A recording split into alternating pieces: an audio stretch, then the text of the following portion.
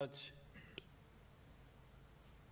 discussions by taking the Ugandans back to our history. Uganda, during colonial times and soon after independence, had been paralyzed by bad ideology.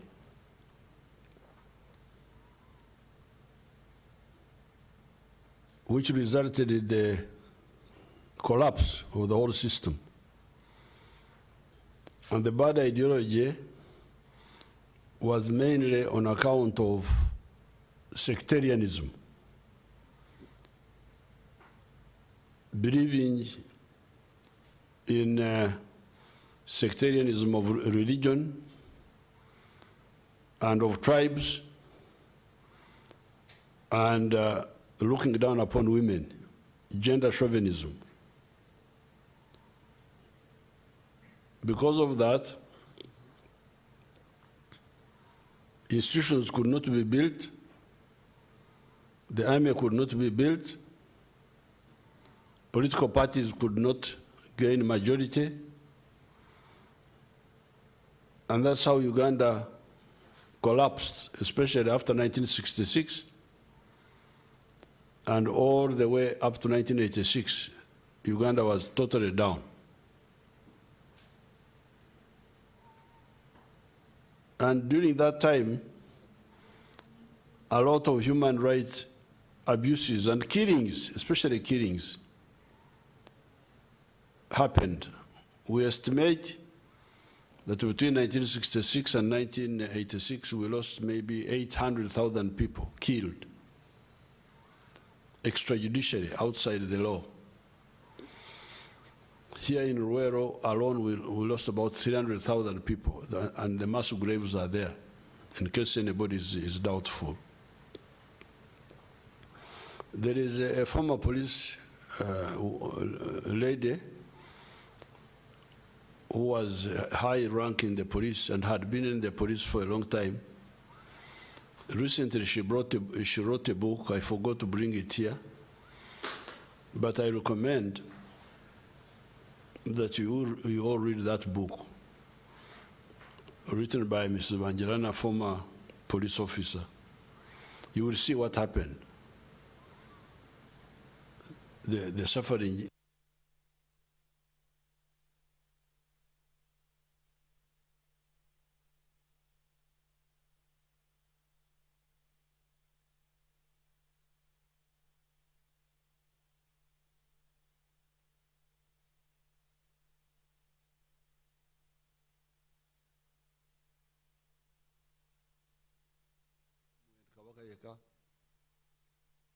And we started seeing a problem.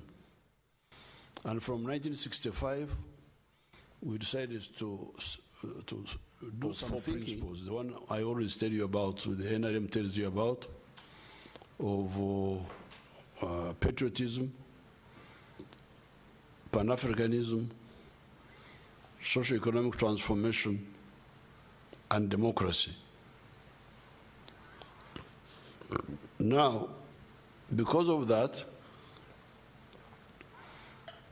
we were able to build a strong force, especially when the other groups were unwise to start using the army, using guns. Because we were committed people, and we could use guns better than anybody who tried to use guns. Those former colonial soldiers thought they could use guns to intimidate us, but they didn't know that we were capable and more committed than them of using those guns better. So that's how eventually we gained the upper hand in 1986. But even before, we had become a strong force, even by 1979. But finally, in 1986, we were able to take control of the country outright victory. Now, because of that, we introduced democracy. LOCs, from the beginning, people to elect whoever they want. We are able to ensure security in the whole country, and discipline in our army because of very tough methods of holding accountable anybody who especially kills wananchi or does some other damage, grab their property or anything like that. Now, because of that, in a very short time, the wananchi were appreciating. You will hear them saying, "Wakili twebaka kutulo, at least we sleep." This was new for Uganda. Never before colonialism, when we had these traditional rulers here who were very cruel people, during colonialism and after, could Ugandans say that? Ntuwakiri twebaka kutulo. But also enjoying democracy to elect the people they want. On the side of the economy, we went from economy of shortages to economy of surpluses now. We no longer have shortages of anything. On the contrary, we've got a big problem of market, where to sell what we produce. We have a big production of coffee now. I think we are approaching 9 million bags. Milk, we are approaching 2.8. We have reached 2.8 billion liters. Sugar, cement, steel products, everything, soaps. All those are in big supply now, and the problem is market. We still have some serious problems. One of them is corruption. But we shall handle it. There's no way we can fail to defeat corruption. Then we have the problem of jobs.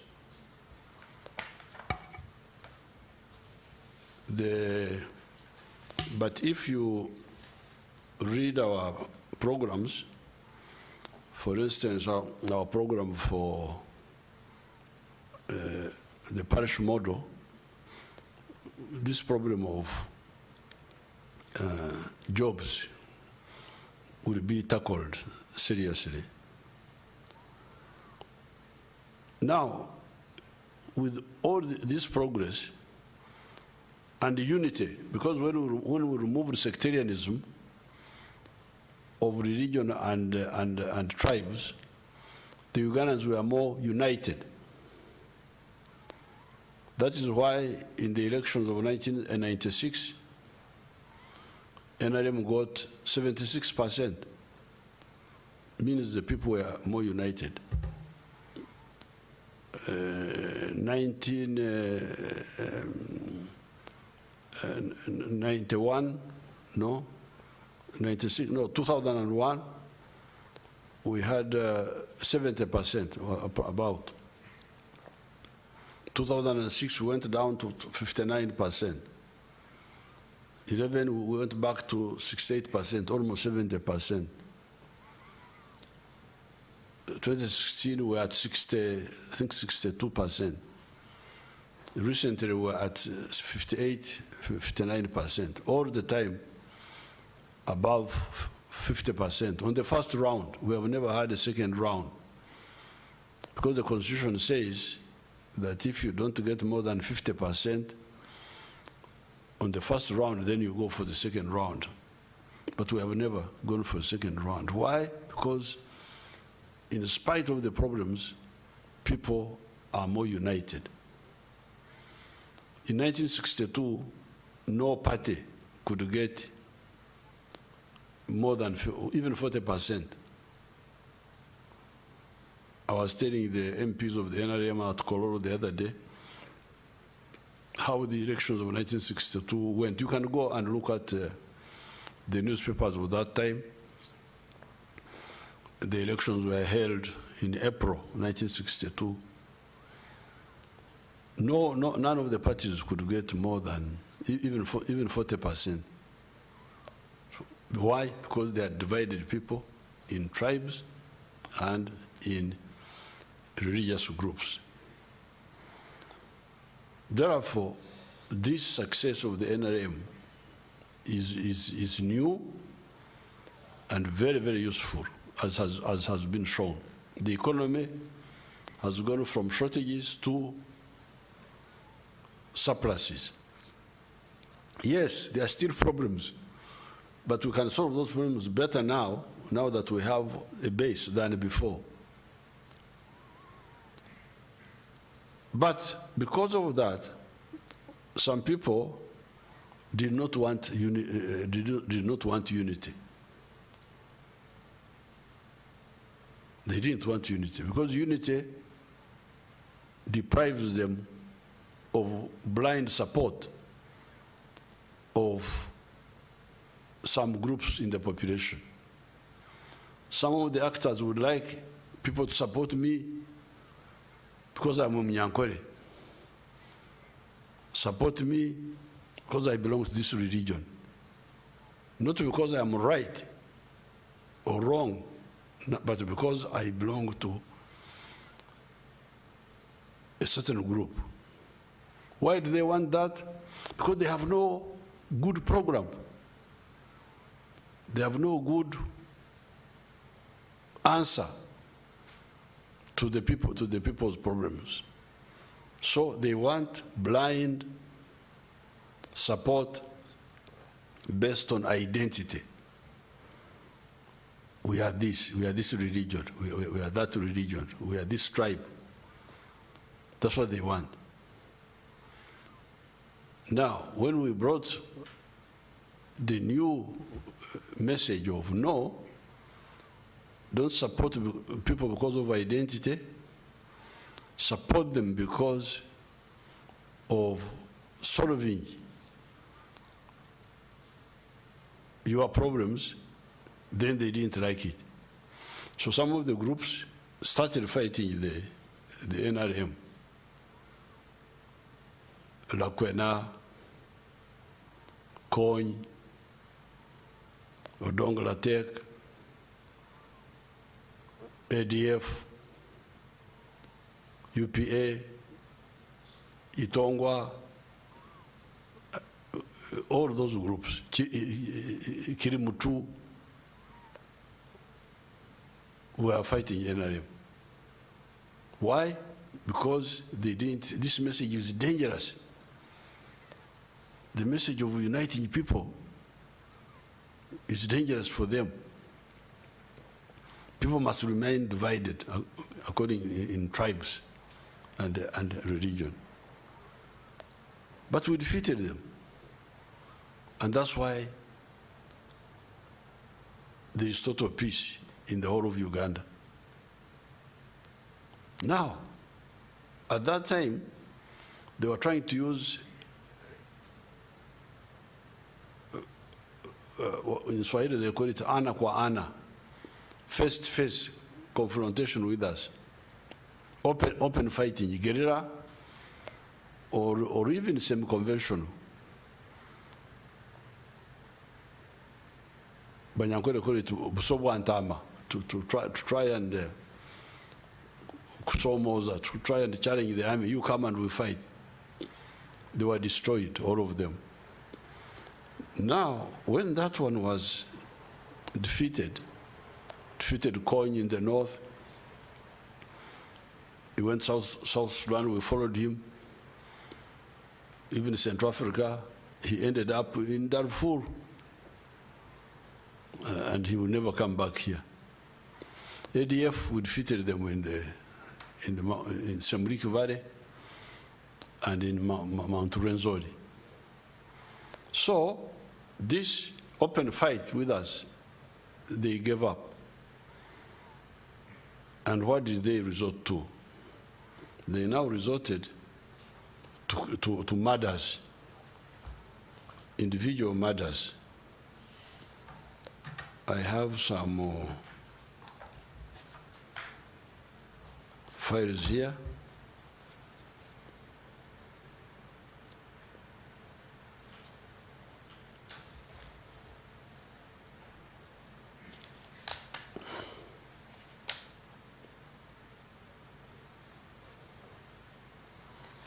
Of the people who were killed. Let me see whether I can get the actual, I remember their names.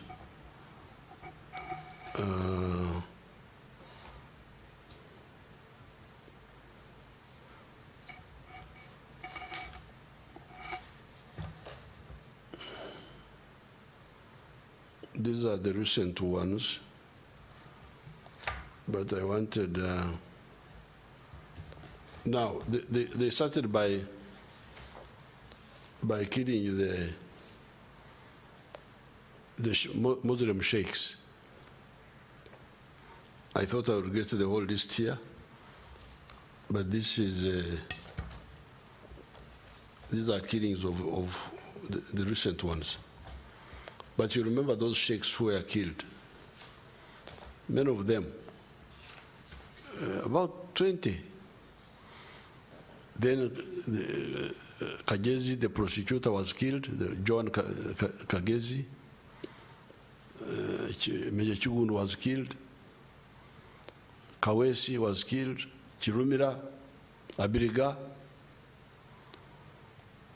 Now, those killings, when I studied the issue, I could see that they were happening, and the killers were not being arrested because of essentially two reasons. One reason was infiltration in the police. The police had been infiltrated by criminals. Criminals were in the center of the police force. Remember, that's when I used the word kawukumi. Banana weevil had entered the police.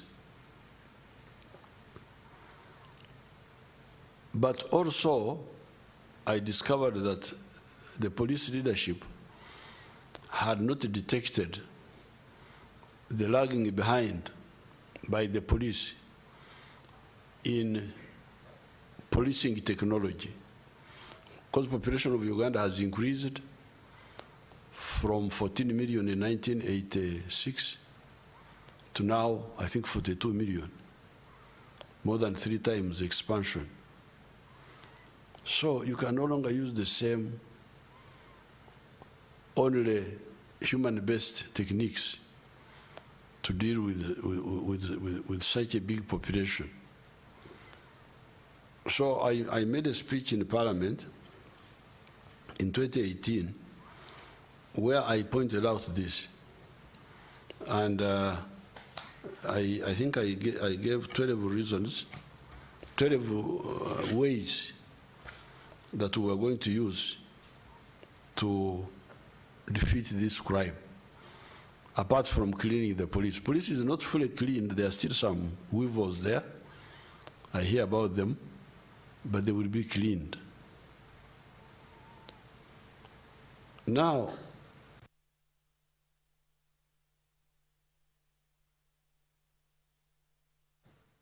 when we use the new measures, as you would have seen, we have achieved breakthroughs. In the attack on General Katumba, where they killed his daughter and the driver, the suspects have been arrested, and some were killed in the process of resisting arrest. And the ones who are not arrested are now known. We know them. And we shall get them. This was a breakthrough. And then apparently, those who were involved in the suspects in the Katumba case, when they come to court, you would hear what they are saying. So this was a breakthrough. We are no longer blind. The new measures and the new technologies which were deployed had paid off. Now, these criminals, not being clever, they now launched a new campaign of killings in the massacre area. They are not necessarily the same group, but broadly speaking, on the same side. Now, immediately we mobilized our big capacity, and we were assisted by the Wananchi. And in no time, quite a number of suspects have been arrested.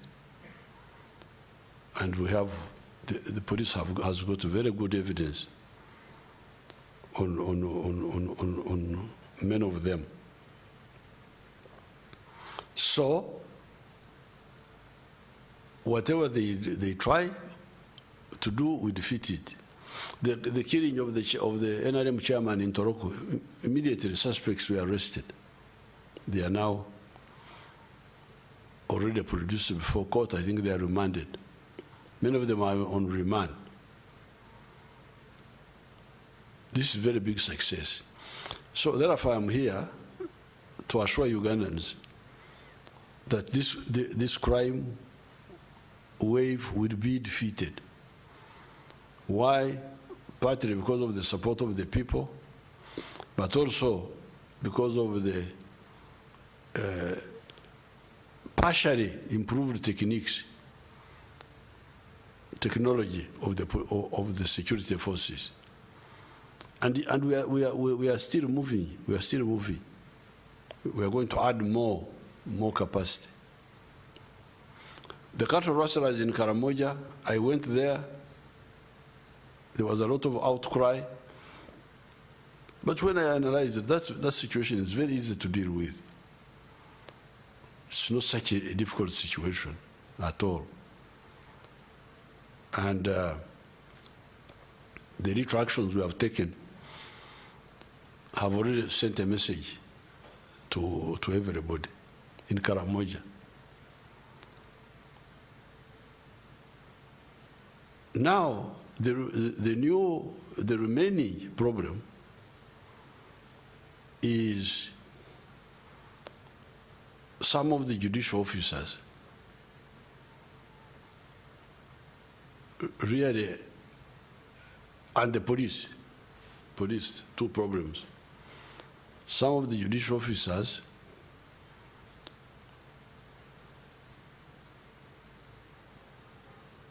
doing things which have no connection with the reality.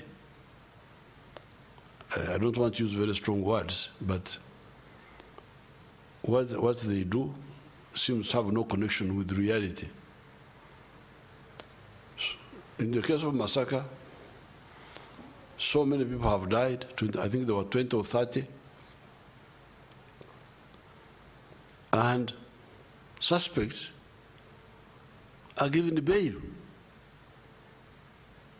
And we are told that bail is a right.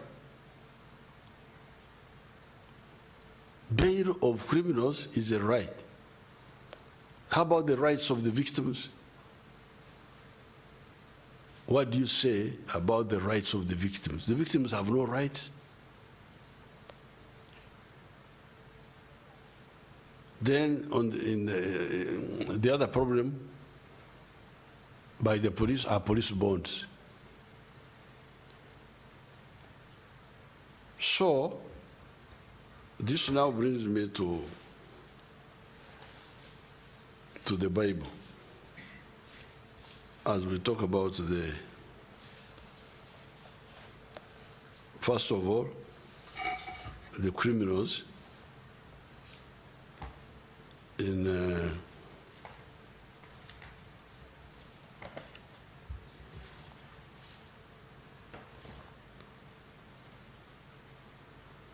the criminals first. the book of Matthew, chapter 7, verse 6.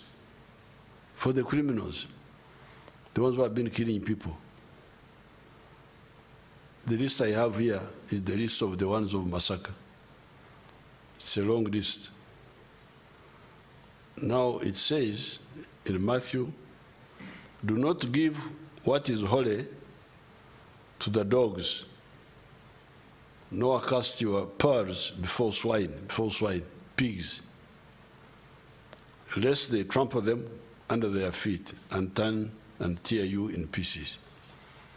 So you normally hear me talking of pigs. Now I'm not the one who said that. It is Jesus. It is here. Chapter 7, verse 6. These people who have been killing people are pigs. How can you kill people? Just ordinary people. Old people, 8 years, women, children. That's for the killers now. Killers. Jesus talks about them in Matthew chapter 7, verse 6. Now, then some of the other officials,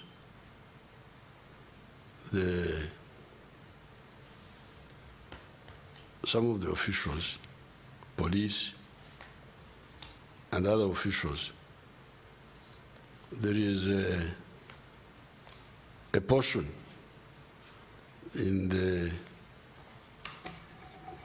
Book of Common Prayer. This is Church of Uganda. It is called General Confession. Apparently it was written in 1662. We have erred and strayed from the ways like lost sheep. We have followed too much the devices and the desires of our own hearts. We have offended against the holy laws. We have left undone those things which we ought to have done, and we have done those things which we ought not to have done. And there's no health in us. This is some of the officials. People have been killed. Instead of defending them, you are defending the criminals. More time for the criminals than for the victims. For the suspected criminals. Under our law, you are presumed to be innocent until you are proven guilty. But there's a suspect for a very serious offense. Yes, look at his rights, but also the rights of the victim. The victim is dead. He's not there to ask for bail or to ask for this. He's dead. The victim is dead. And you spend more time on all your attention is on the suspect, nothing for the victim.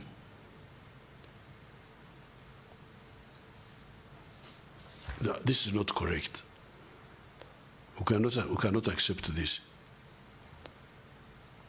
We do not fight so that our people are killed with impunity. And the system is more on the side of the suspects than on the side of the victims. Then now we come to the politicians.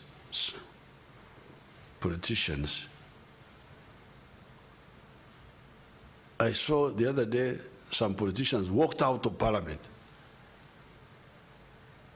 That they are walking out because somebody has not got bail. Oh, but Jesus talked about those. Jesus talked about almost everybody.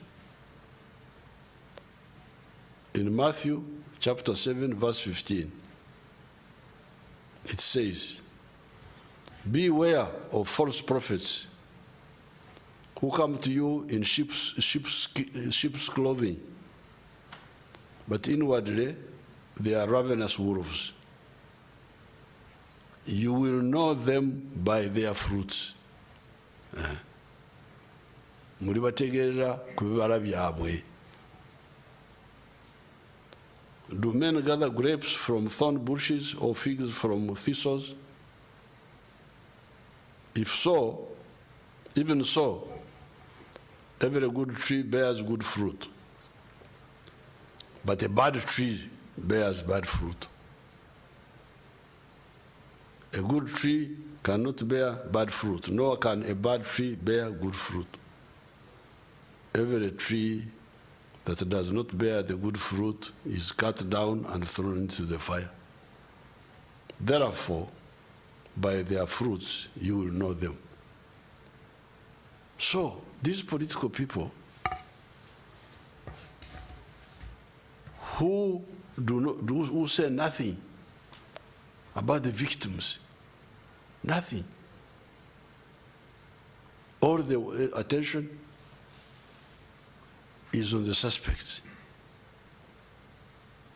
So, we shall know you, we shall know them by their fruits, by what they do, by their actions.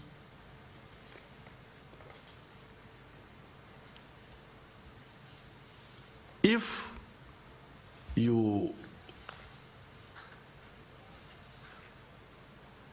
I was one of the suspects,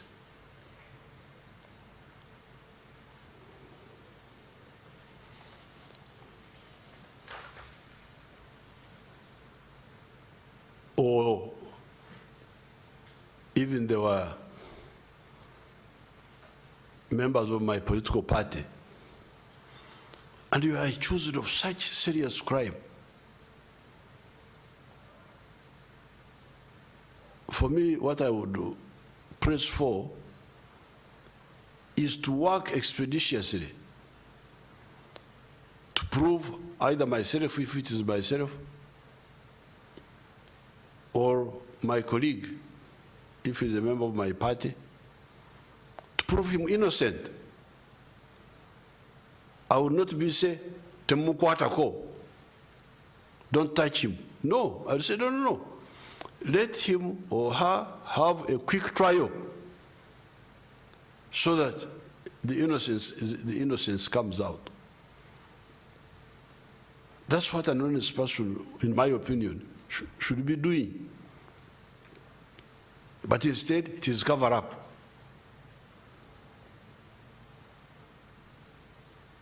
People are not policemen, rush to the scene of crime. Don't rush to the scene of crime. You're going to interfere with the scene of crime. I think some people are trying to find out how much the police know. And they were actually asking, show us the evidence. Can you imagine? You're asking the police to show you a politician, you want to see the evidence which the police has.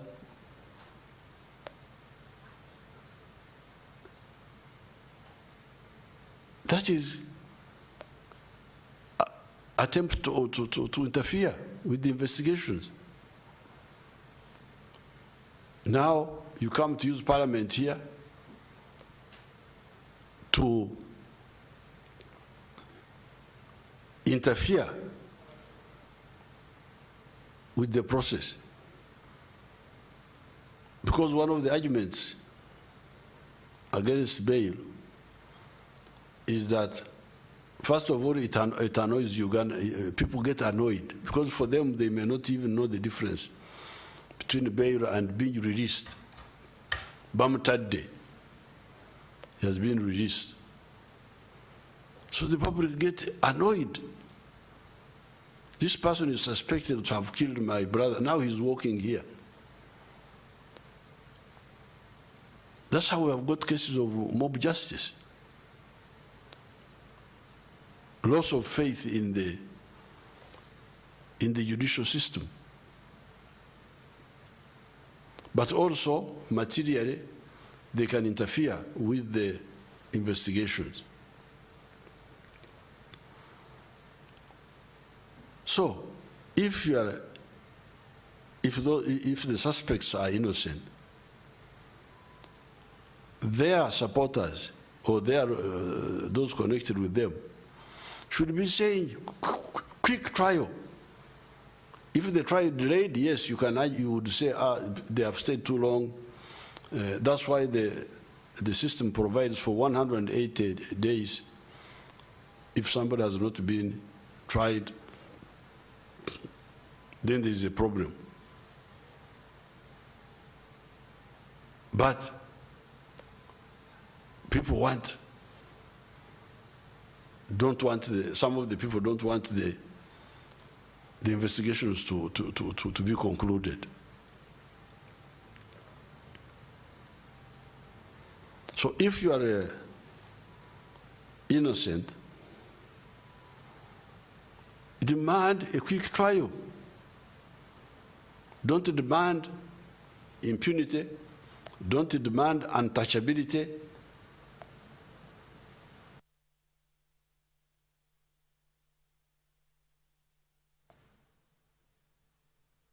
Demand expeditious trial. Then you hear some people say, how can members of parliament be arrested? What if they commit a crime? Do they have a right to kill our people with impunity? No.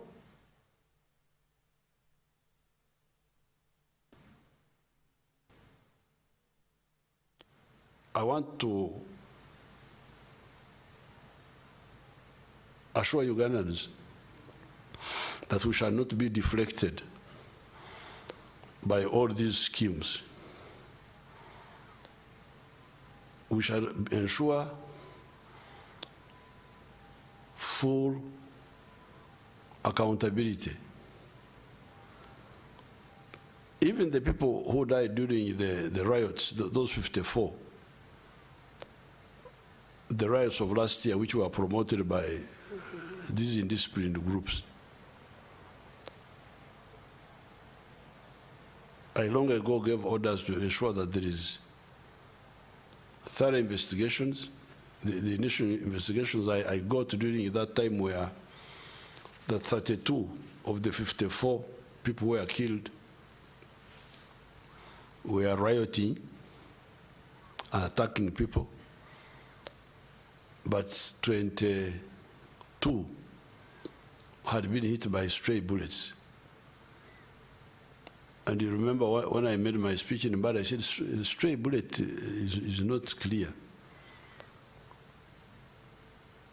A stray bullet means you are firing at something,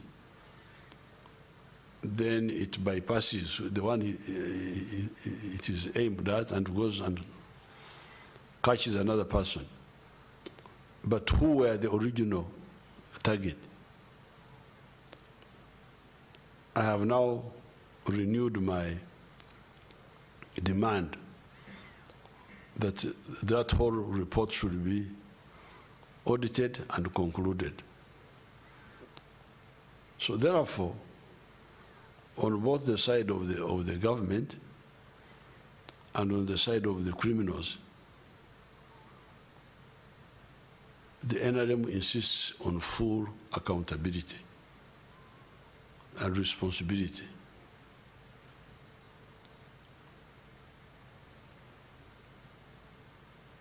We are now discussing with the stakeholders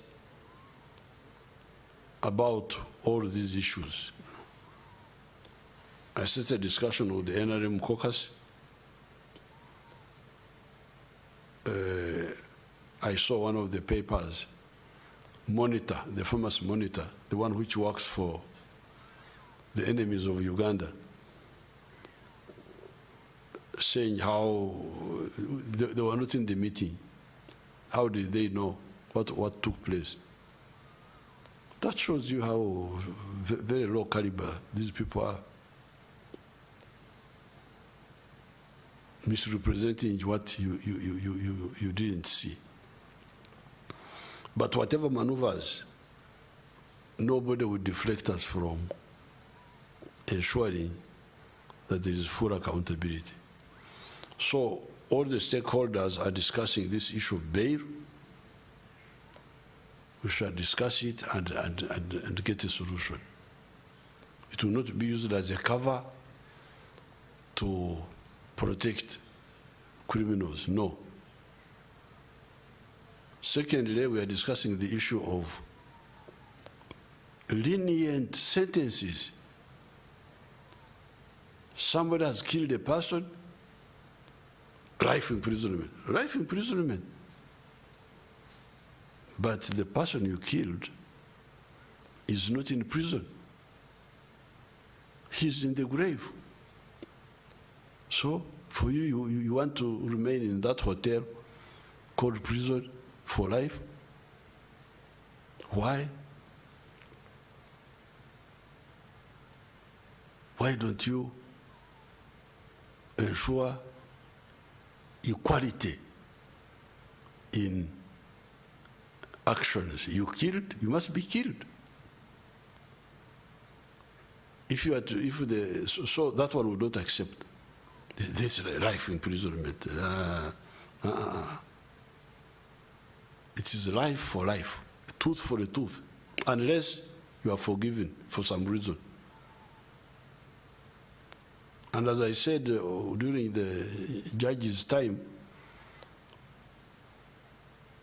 the tribes always insisted on full accountability. But you can have, the tribes could have a pacific solution, but no impunity, no impunity.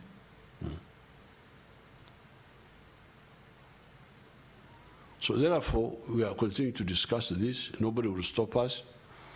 People are crying all over the place. I was seeing a paper here today.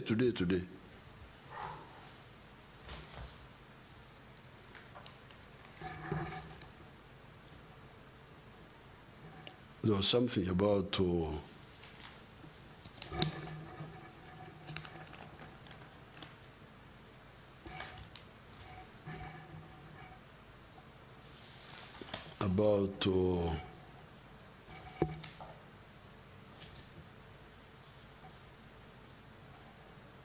the chairman somewhere crying for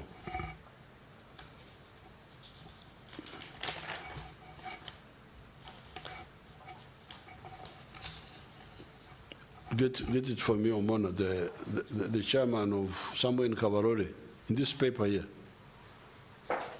was crying about police bond.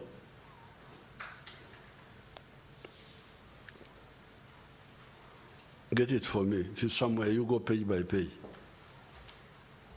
The chairman in somewhere was crying about police bond. Now, you get a lot of stories about delays in court and all that. Yes. How can you be in Jerusalem and you don't know what's happening there? The delays were part of the collapse which the state of Uganda went through because of the mistakes. By the time we came into government in 1986, everything was down. No money, the tax revenue in 1986 was only 5 billion shillings. I would like the UBC people to print out for the readers and also in the newspapers the tax collection year by year. Why would anybody be talking about inadequate this, inadequate that, as if you don't know how it all started? We are very happy that we have moved the way we have moved. So why would anybody talk as if he doesn't know how problems in Uganda came about? But we in UPDF, we have been able to defend Uganda in spite of the gaps here and there in the resources we use. How do we defend Uganda? Haven't you seen our soldiers staying in Mama Ingia Pori houses, grass-thatched houses?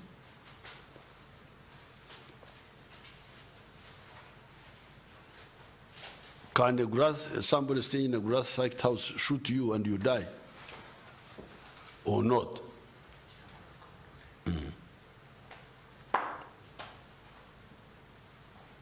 We have shown that you can do your duty even when you don't have all the facilities.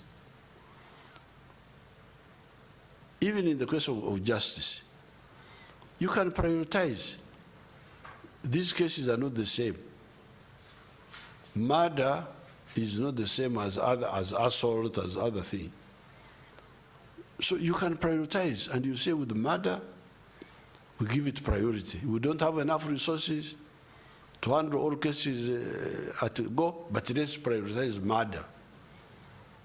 Why? Because murder is irreversible. Somebody has been killed, you can't bring him back.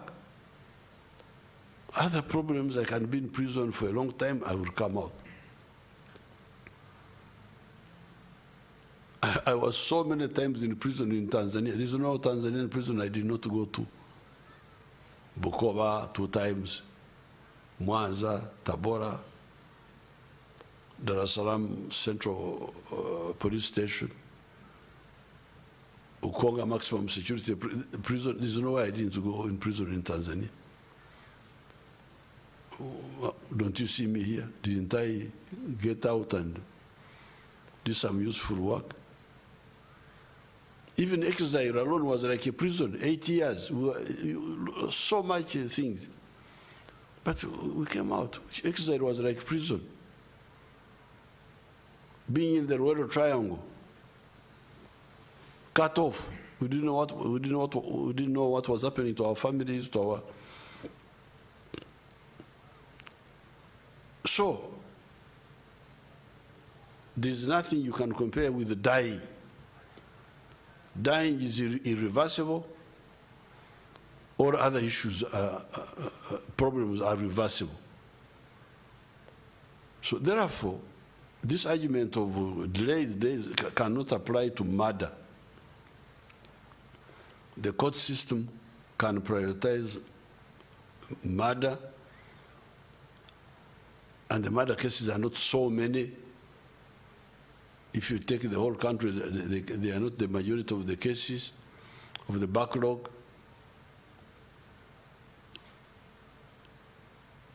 So the question of murder can be addressed in spite of. Now, this is the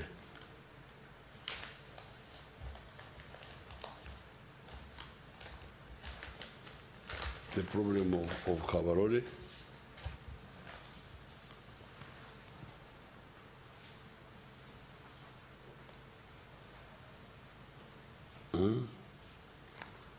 Livestock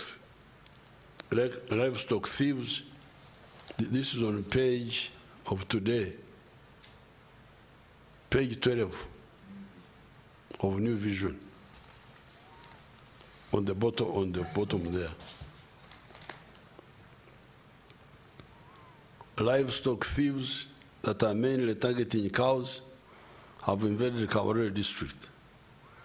The thieves mainly attacked the sub-counties of Harugongo, Chitwamba, Kazingo, and Hachibari. The affected areas are all adjacent to the Toro Semrichi Game Reserve in Toroko district. Godfrey Musumba, the Harugongo sub-county chairperson, said more than 20 cows were stolen last month. Musumba said the thieves that are terrorizing the area are using the game reserve as their hideout. They suspect that the livestock thieves could be exporting whatever they steal to the Democratic Republic of Congo. The thieves have for long terrorized this place. They use the footpath within the Toro Samrik Game Reserve to gain access to Ntoroko. On Tuesday night, angry residents of Nyantaboma village in Harugongo arrested and killed 2 suspected cattle thieves before burning their bodies to ashes. That is now justice. The duo, whose identities remain unknown, was allegedly arrested with 4 cows stolen from Harugongo. Residents said the duo were wearing multiple clothes. Nyataboma village LC1 chairperson Hape Katorogo said some pastoralists have migrated from the area due to increasing insecurity. We are living in fear because of the thieves who have invaded our area. Every night we receive reports of stolen livestock. The theft of livestock has, according to Katorogo, affected the supply of milk in the area. Some pastoralists have relocated to other areas due to the continuous theft of livestock. It is unfortunate that whereas the community is working hard to get rid of poverty, they are pulled back by acts of insecurity. So this will undermine these programs we have, Operation Wealth Creation, the parish model. Chitramba chairperson Jack Magezi accused the police of releasing suspected cattle thieves on bond without producing them before courts of law.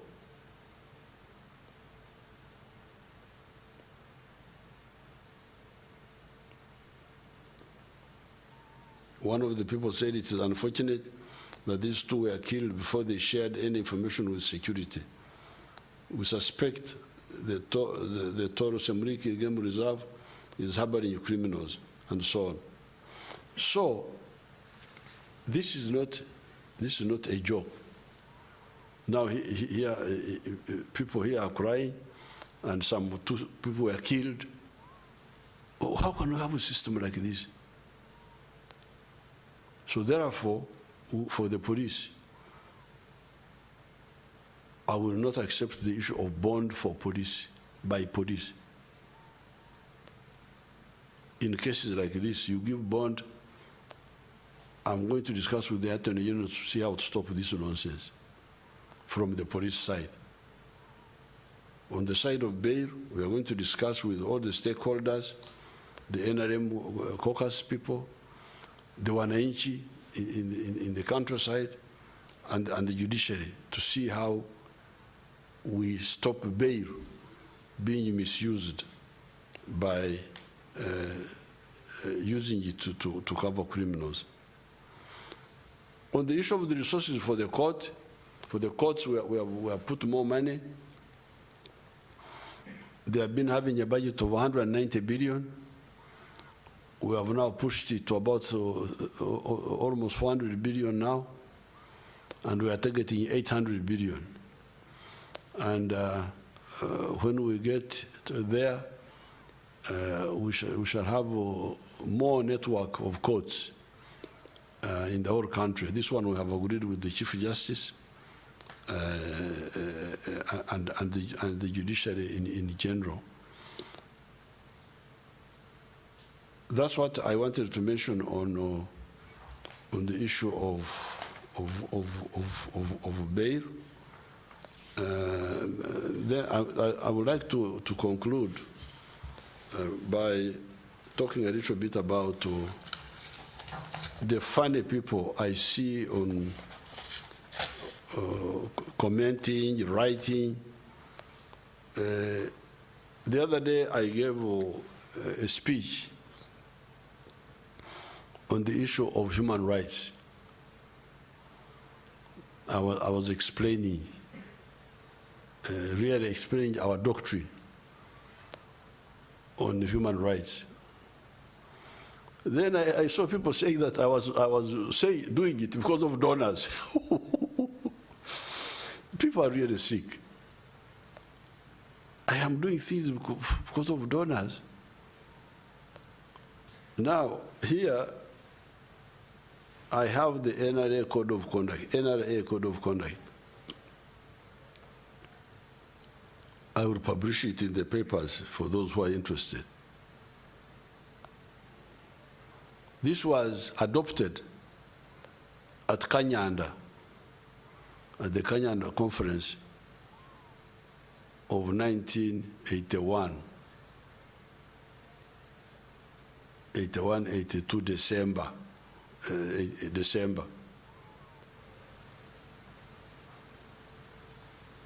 And the NRA code says, dealing with the public,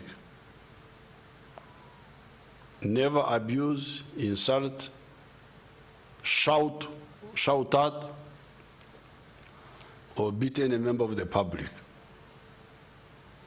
Never take anything in the form of money or property from any member of the public, not even somebody's sweet bananas or sugar canes, on the ground that it is mere sugar cane without paying for the same.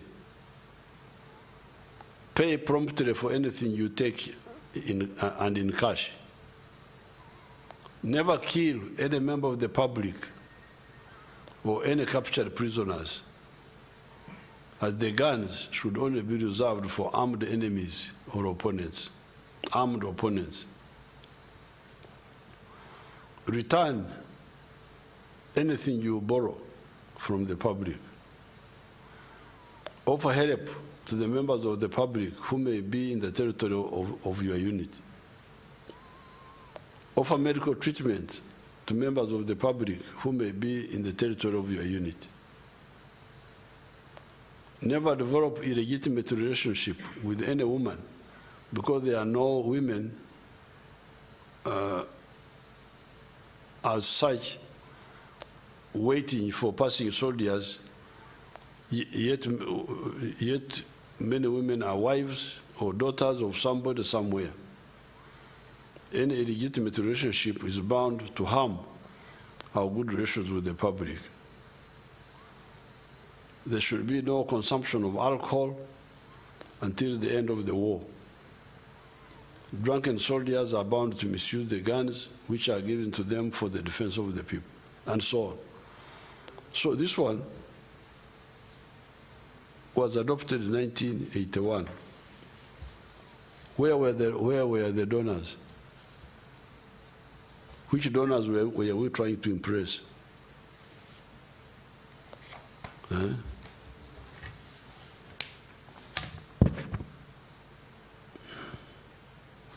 These are structures of the courts and so on. So therefore, what I said the other day was to educate the public, and internally I had already shared those documents which I put out with some elements of the armed forces, and we shall continue to discuss them. So you can deceive yourselves by claiming all sorts of things. But what I told you is our doctrine. That's what we believe. It is not for show. It is not to impress donors or anybody. It is for our own beliefs and our own doctrine and our own modus operandi. I thank you and I wish you good luck.